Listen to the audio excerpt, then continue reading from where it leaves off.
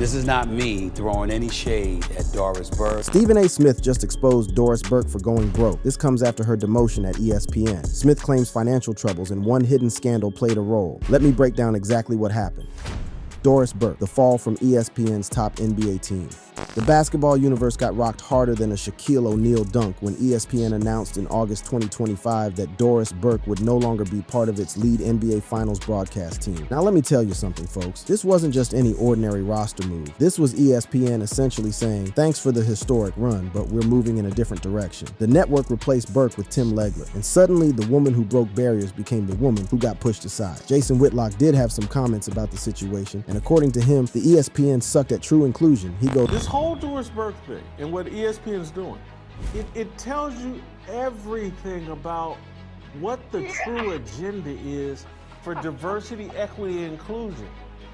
It has nothing to do with black men. Hello? Quit being a cunt, quit being a simp, and wake up." But here's where it gets spicy, basketball fans. This demotion didn't happen overnight. The signs were there all season long, like a point guard telegraphing a pass. Reports emerged as early as June 2025 that Burke's position on the top team was under evaluation, with ESPN executives questioning whether her on-air chemistry with Mike Breen was clicking. Sources close to the network described their dynamic as three soloists, rather than a cohesive broadcasting unit. That's basketball speak for, it ain't working, Chief. The timing of this news was more controversial than a referee's call in Game 7. The Athletic's Andrew Marchand first reported on Burke's uncertain future just before the 2025 NBA Finals, which had Indiana Pacers coach Rick Carlisle calling out the reporter for the timing. Carlisle went to bat for Burke, praising her as someone who changed the game for women in broadcasting and highlighting her Hall of Fame credentials. But even that public defense couldn't save her from what was coming. Now, let's talk about the fan reaction, because boy oh boy did the people have opinions. Social media exploded with mixed reactions. Some fans celebrated the change, calling it about time and a huge upgrade. These weren't just casual viewers either. These were die-hard basketball fans who'd been vocal about their displeasure with Burke's commentary throughout the season. One fan summed it up perfectly. "About time, man, she was hard to listen to. Ouch, that's colder than shooting free throws in a blizzard." But the controversies that led to this moment, man, they were piling up like turnovers in a poorly coached offense. During Game 4 of the Western Conference Finals, Burke made what can only be described as one of the most awkward historical references in broadcasting history. When Rudy Gobert dunked on Isaiah Hartenstein, she decided to bring up French-German relations, saying, "History, but I know the French and German don't like one another."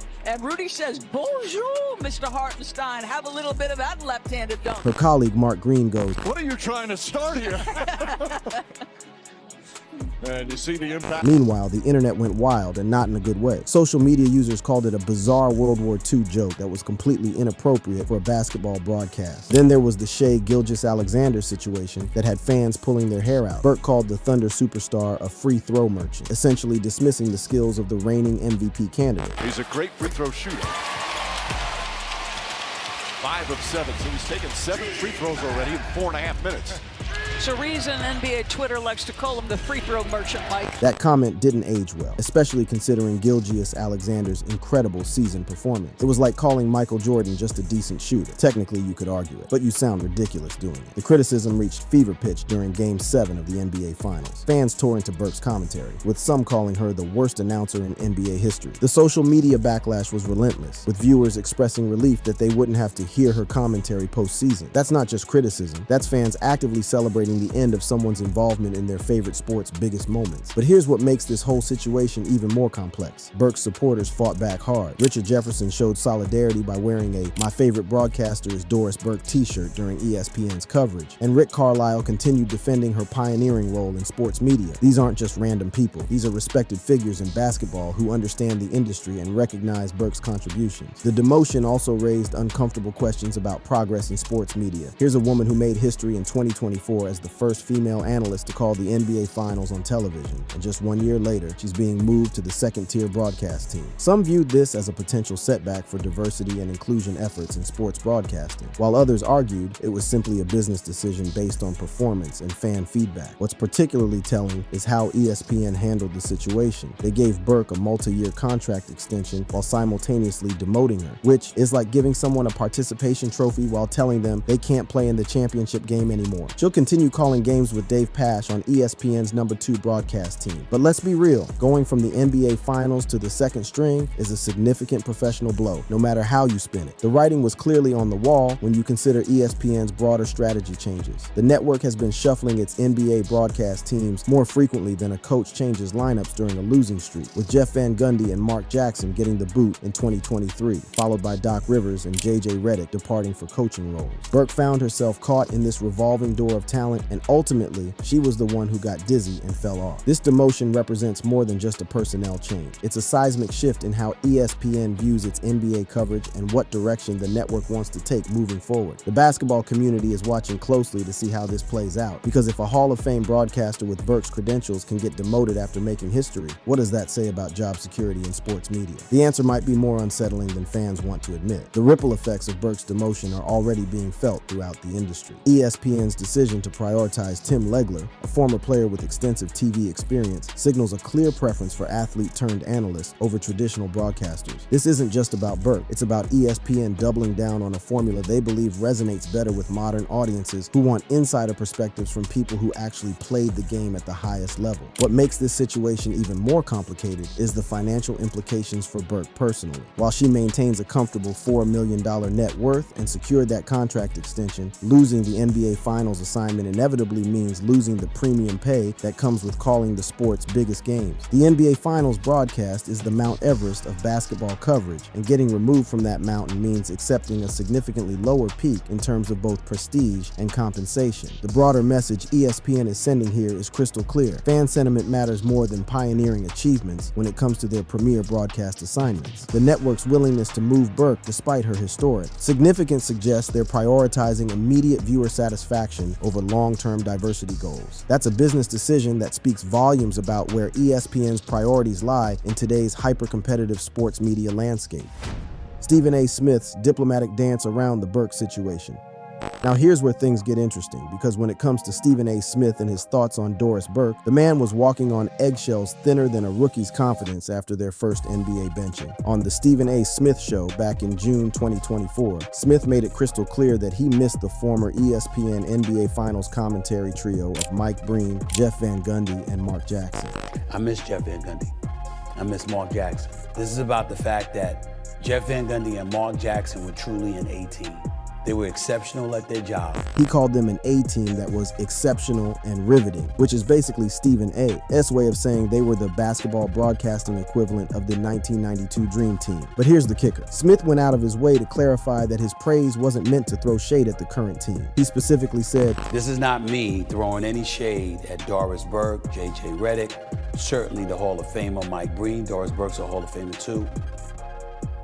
This is not about anything like that." Now, when Stephen A. Smith has to explicitly tell you he's not throwing shade, you know there's some serious diplomatic maneuvering happening behind the scenes. That's like saying no offense right before you're about to offend someone. We all know what's really going on here. The man was essentially performing a broadcasting tightrope act, praising the past without directly criticizing the present. But anyone who's watched Stephen A. operate knows that when he's being this careful with his words, there's usually more brewing beneath the surface. This wasn't his typical stay off the weed energy. This was measured, calculated Stephen A., which honestly might be more telling than if he had just gone full throttle with his opinions. What makes Smith's position even more fascinating is that he had to address this during a time when Burke was already facing mounting criticism from fans. The social media backlash against Burke's commentary was reaching levels that would make even the most controversial NBA referee uncomfortable. Fans on platforms like Reddit were calling her commentary absolutely brutal and comparing her unfavorably to every other broadcaster in recent memory. Some were even bringing up a 2016 Change.org petition that called for her removal from NBA broadcasts, describing her questions as idiotic and substanceless. But Smith stayed diplomatically neutral, which tells us everything about the delicate. Here's a man who's never been afraid to speak his mind about anyone or anything in sports. Yet when it came to Burke's performance, he chose the path of professional courtesy. That's more strategic than Phil Jackson drawing up a triangle offense in the playoffs. The fan sentiment that Smith was navigating was brutal, and I mean Shaq versus a backboard brutal. During the 2025 NBA Finals, social media was flooded with complaints about Burke's commentary, with fans calling her the worst announcer in NBA history and expressing relief that they wouldn't have to endure her voice during future finals broadcasts. These weren't just casual complaints, these were passionate basketball fans who felt their viewing experience was being negatively impacted. One Reddit thread perfectly captured the fan frustration, with users describing Burke's analysis as stating the obvious and lacking the charisma that made broadcasters like Reggie Miller or Jeff Van Gundy appointment television. The criticism wasn't just about her voice or delivery. Fans were questioning her basketball insights, with one user noting that she speaks as if the viewer has literally never heard of basketball. But here's where other voices in the media started weighing in, and it wasn't all negative. Indiana Pacers coach Rick Carlisle publicly defended Burke before Game 1 of the NBA Finals, calling her a trailblazer who changed the game for women in broadcasting. Carlisle's defense wasn't just professional courtesy, it was a full-throated endorsement of Burke's contributions to the industry. He emphasized her Hall of Fame credentials and her role as an inspiration to young women entering sports media. Richard Jefferson took his support even further, wearing a "My favorite broadcaster is Doris Burke" t-shirt during ESPN's Women's College World Series coverage. Jefferson didn't just defend Burke privately, he made it a public statement, essentially telling the world that the criticism was unfair. On the SI Media podcast, Jefferson called Burke the godmother of basketball and highlighted her resilience in facing criticism that he deemed largely unfair. The contrast between fan sentiment and industry support was stark. While viewers were lighting up social media with complaints, respected figures in basketball were rallying to Burke's defense. Jefferson noted the challenge of being compared to the beloved Breen Van Gundy Jackson trio, arguing that the current team was still building chemistry and deserved more patience from fans. But the numbers don't lie, and the fan feedback was overwhelmingly negative during crucial moments. The 2025 NBA Finals became a referendum on Burke's broadcasting abilities, with viewers expressing frustration not just with her analysis, but with her overall approach to calling games. The criticism reached such levels that some fans were celebrating online when news of her demotion finally broke. What's particularly interesting is how the industry seems split between public support and private concerns. While coaches and fellow broadcasters defended Burke publicly, reports suggested that ESPN executives had been evaluating her performance and chemistry with the broadcast team for months before making the decision to move her to the second-tier team. This suggests that the concerns weren't just coming from fans on social media. There were legitimate business and performance considerations happening behind the scenes.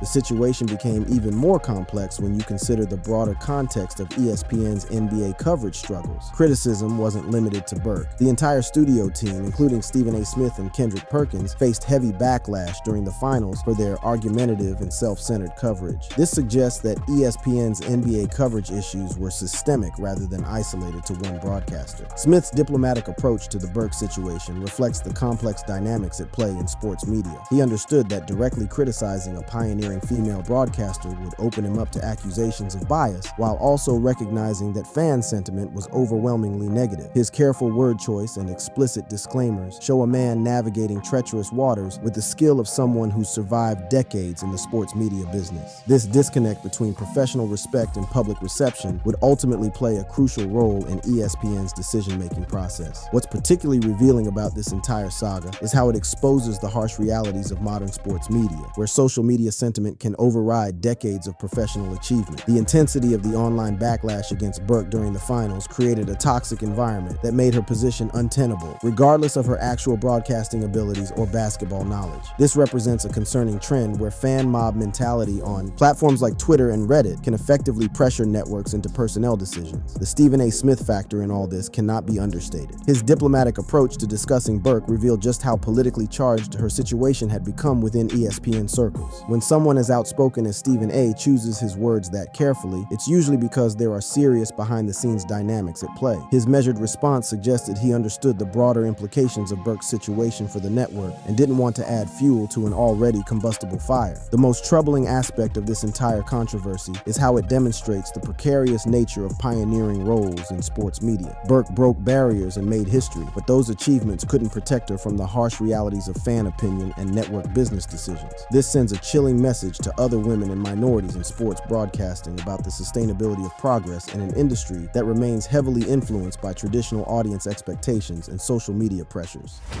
The complex legacy of basketball's most controversial broadcaster.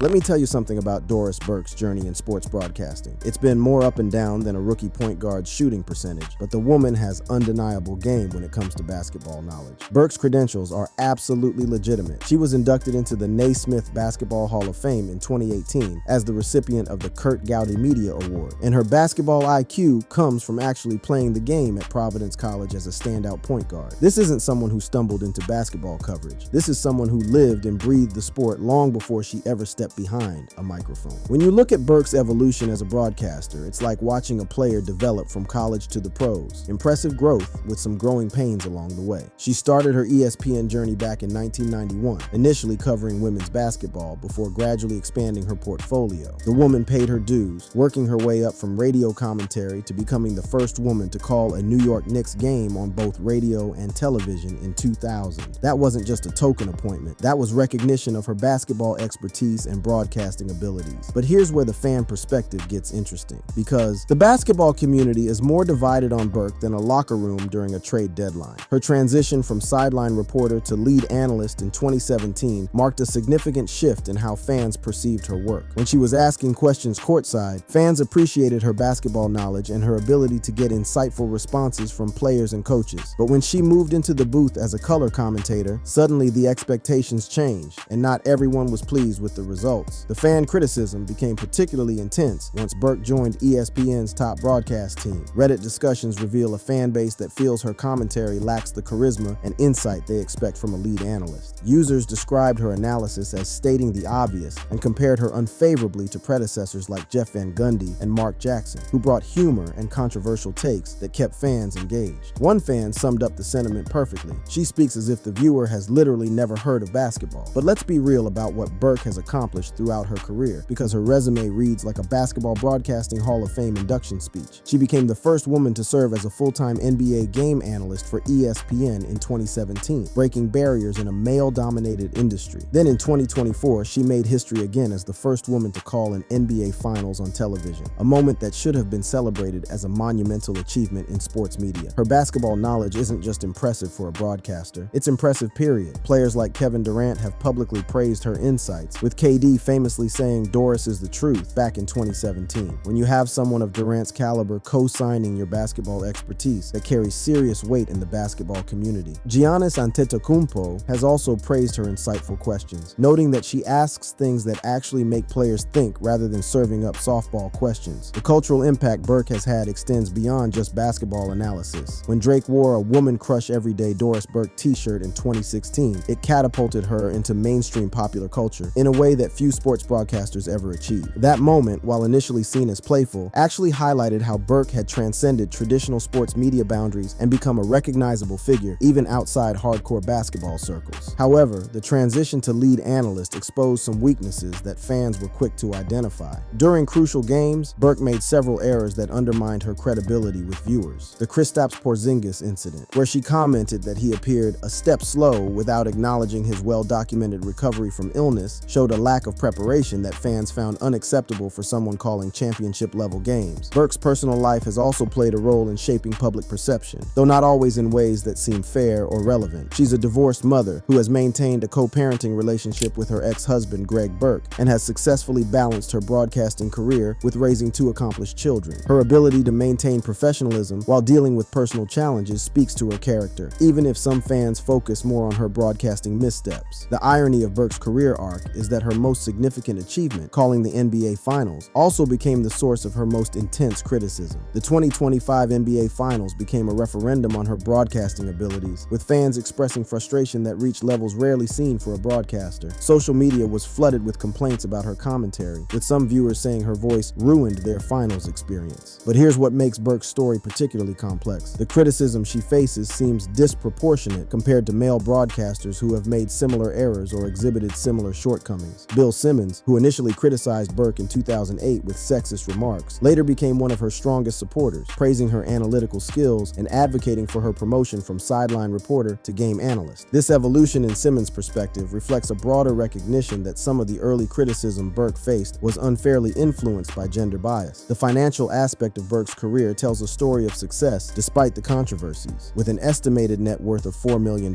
and a recent multi-year contract extension with ESPN, she's clearly valued valued by the network, even as she faces public criticism. Her continued employment in high-profile assignments suggests that ESPN recognizes her contributions to their basketball coverage, even if fan sentiment has turned largely negative, where traditional analysis is increasingly being replaced by personality-driven commentary and social media-friendly sound bites. Her analytical approach, which focuses on basketball fundamentals and strategic insights, may not align with current fan preferences for entertainment value over pure basketball expertise. This shift in expectations has left Burke caught between her strengths as a basketball analyst and the evolving demands of television broadcasting. The demotion from ESPN's top team represents both an ending and a beginning for Burke's broadcasting career. While losing the NBA Finals assignment is undoubtedly a professional setback, her continued role with ESPN ensures that her voice will remain part of basketball coverage. The multi-year extension suggests that the network sees value in her contributions, even if they've decided she's better suited for the second-tier broadcast team alongside Dave Pasch. Burke's legacy in basketball broadcasting is ultimately defined by both her groundbreaking achievements and the intense scrutiny she's faced throughout her career. She opened doors for women in sports media while simultaneously dealing with criticism that often seemed harsher than what male counterparts experienced for similar shortcomings. Whether future generations remember her primarily for breaking barriers or for the controversies that marked her later career will depend largely on how the final chapters of her broadcasting story unfold. The intersection of Burke's personal and professional challenges creates a narrative that extends far beyond simple broadcasting critiques. As a divorced mother who successfully balanced raising two accomplished children while maintaining a demanding national broadcasting career, Burke represents a generation of women who had to prove themselves worthy of professional respect while managing traditional family expectations. Her ability to maintain her career trajectory despite personal upheavals speaks to a resilience that her broadcasting critics often overlook. The financial security that Burke has built through her decades-long career provides her with options that many broadcasters don't have when facing professional setbacks. Her $4 million